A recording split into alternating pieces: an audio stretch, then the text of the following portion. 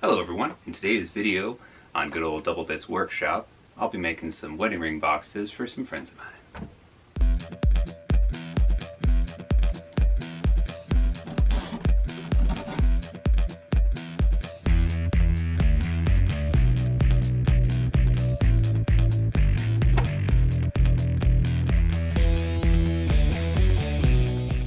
What I will be needing for this project is I will be utilizing my bandsaw and my drill press, and I will be utilizing some of these hinges.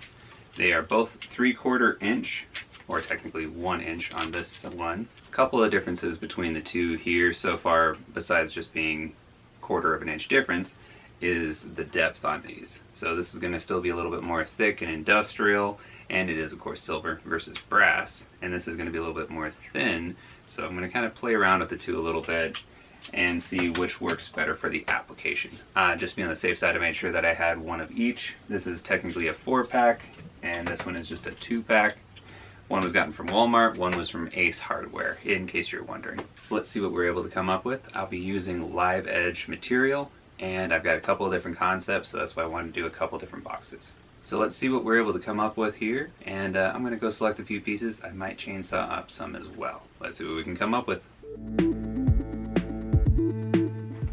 Alright, so I ended up with 6 pieces that I just decided to stop cutting at, but the material that I'm working with is some Russian olive that a friend of mine had found on, I think, Craigslist, and someone was getting rid of it for free if you can haul it off. They, around here, Russian olive is looked at a lot like a weed, kind of how much it grows in places, and people usually want to get rid of it. And it's an interesting wood. It has some wonderful, very tight and crazy rings, and it just kind of dresses up very nicely once you oil it, and you can stain it very easily and create a variety of really cool color tones out of it, because it's usually very light on the outside and gets very dark on the inside, especially when you oil it. These are all just fresh cuts, and yeah, this is the other interesting thing about it is it smells like kind of burnt popcorn almost when you start cutting it up. So don't be worried, nothing wrong with your saw or anything around you. That's just kind of how the material smells when you cut it.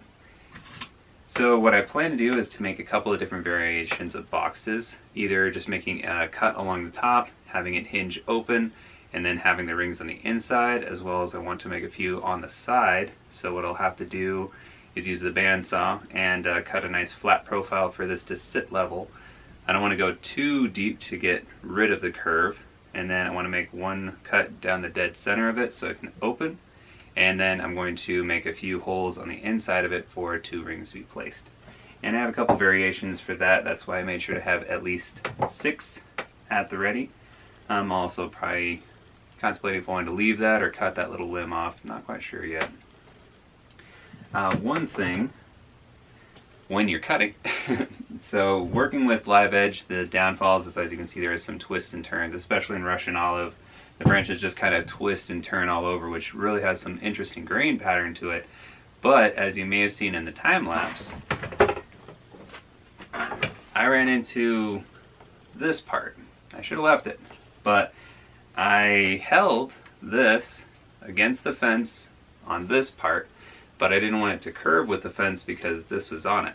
So I tried to make a cut to get this last piece out of the material, which I should have just reached for the other log instead of trying to get the last cut out, because what happened was my saw cut down this far and then just pole vaulted the rest of this. Amazingly enough, it made the cut the rest of the way, but I just barely started cutting it, and then it grabbed, threw it up into the saw, making the rest of its cut, and then just flying. And my hand kind of bounced. I was holding this little stick right here, and my hand bounced, but I did get kind of close to the blade. So be very leery and be very cautious of yourself to not push for that extra cut like I did. It's not worth it. I shouldn't have done it, but figured I would address it. It did kind of cause an odd expression or expanding of each of the little pieces of fibers of the wood here. So I'm going to polish that up and see if that actually added a cool look out of something that could have been a very bad misfortune. So, side notes aside, let's get to the bandsaw, get these cut up, and we'll start sanding a little bit and kind of playing around with the shape and see exactly what we're able to come up with.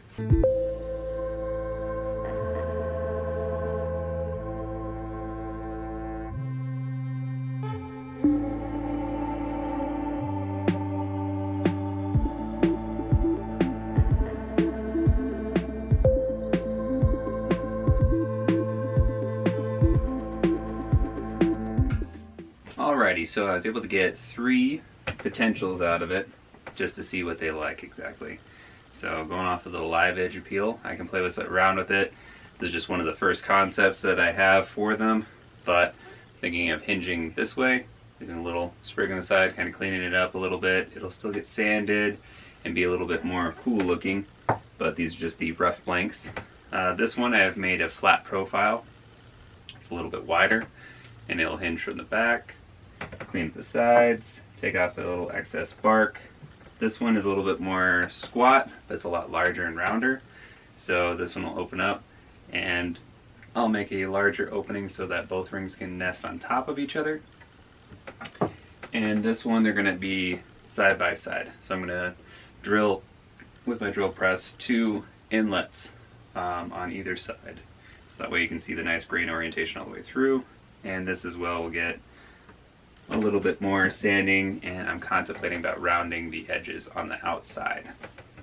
This one I think I might do the same. I'll kind of play around with and see how that looks. I might end up doing more actual like kind of geometric chunk out of the sides of that. And this one I think I'll just do a general rounding, have kind of a more fairy tale feel to it. So I'm going to do a lot more on the sanding bit now for the outside of these. I'm going to actually create a more flat spot on this one because I didn't actually cut it in. I thought I might try sanding it because my bandsaw blade is getting a little wore out and it was getting a little dangerous there for a second. So a few of these kind of jumped and stuttered. I did luckily have my guide stick, but you'll see kind of in the time lapse there, the guide stick actually took a good chunk out of it. So trying to be careful and a little cautious here, but I am noticing little things I'm just being a little bit more careful with. I'm kind of having that feeling like I'm getting rushed, but it's not. It's just purely me. So I'm going to slow down, take my time, make this look nice and pretty here.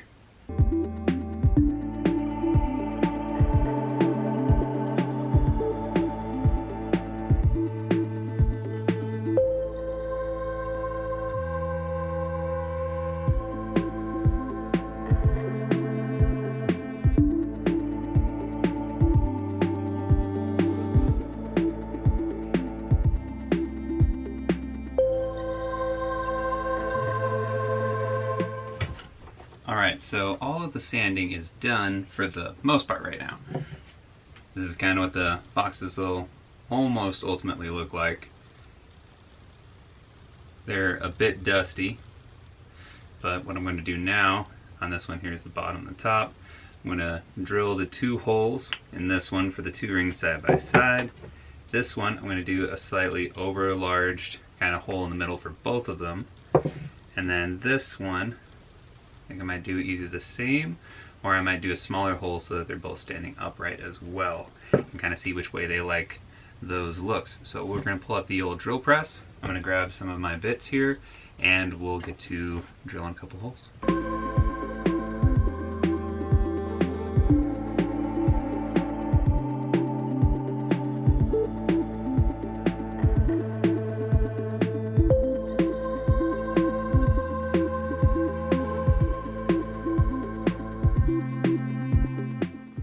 Alright, so tentatively this is what I have. I did quite a bit of hand sanding off camera just because it's long and tedious, and figured I'd just take a second, knock that out, but I think the end result turned out pretty good. This is without any kind of stain or anything at all. This is just the natural wood. I'm contemplating if I might put some like little felt circles in there or something like that just to kind of finish it off, but tentatively that is where we are at. So the next step I think that I will do is do an edge check to make sure everything's good, but otherwise I think I'm going to be insetting the little hinges next. So that way we know exactly how each of these will look when it comes time for them to hinge open. And originally I thought about kind of cutting into this and cutting it out, but I'm having some mild tear out with this type, and I don't know exactly how well I could chisel and cut that out without some of these outer cracks kind of completing all the way through once I start kind of taking away the backbone that's literally holding it all together. So I might leave these just as blocks for the moment, or I might finish out the video and then ask them and I can try to cut them back to their specifications later. But for right now, I think, thinking on it, I might actually just leave that. Because that looks pretty cool, and I don't know exactly, like I said, how well the strength is in this, just with those outside cracks. But even still, I think they're looking really good. So let's inset 3 hinges and see how it looks after that.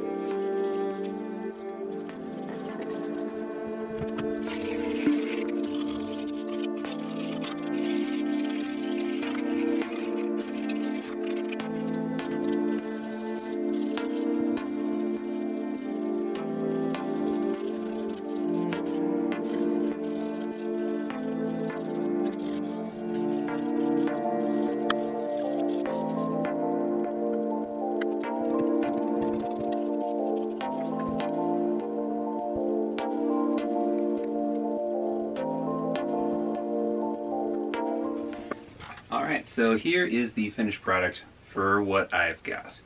So hopefully they enjoy it. But I made the wide 2-ring holder. Still a little bit of wax and linseed oil, or actually, yeah, I think this is beeswax and a certain type of mineral oil actually. That is kind of resting in the inside there. I'll do a close-up here at the end. But otherwise, I think these turned out really good. I'm really excited. None of them actually have any kind of locking latch or anything on them. I think the pressure of the weight of the wood will help hold them down.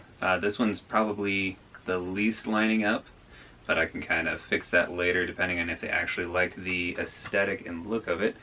I liked how there was kind of this natural tear in the side of the bark, and just kind of following those lines and playing with it a little bit. The back's just not the way I'd want it to be. It's a little loose, so I can play with that around a little later.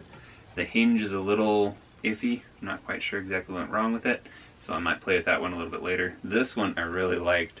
I had the concept in my head, and I just wanted to see it kind of down in front of me. So single hinge, offset for the drill hole. Same thing, a little bit of that beeswax kind of settling and soaking in still at the top and everything in a couple coats.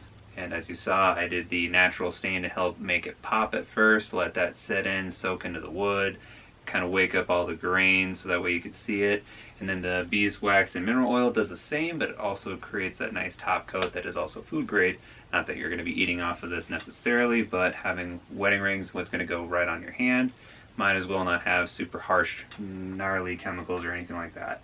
So there are the three, and I'm super stoked about it. Let's go like that. Put that one in the middle there. I think those are the two runner-ups. We'll see. This one might have a little too much character and flair to it and not quite meet up exactly the way they want, but hopefully they enjoy them nonetheless, and hopefully you did as well. If you did, make sure and hit that like button, hit subscribe. Every subscription helps greatly, and it would help me out greatly if you wouldn't mind, as well as hit the notification bell if you want to get notifications each and every time I come up with some new crazy thing that I need to create or would like to create. So thank you all so very much. Leave a comment below if you liked it or if you have any critiques or ideas for the next video, and we'll see you in that one as well. Have a good one.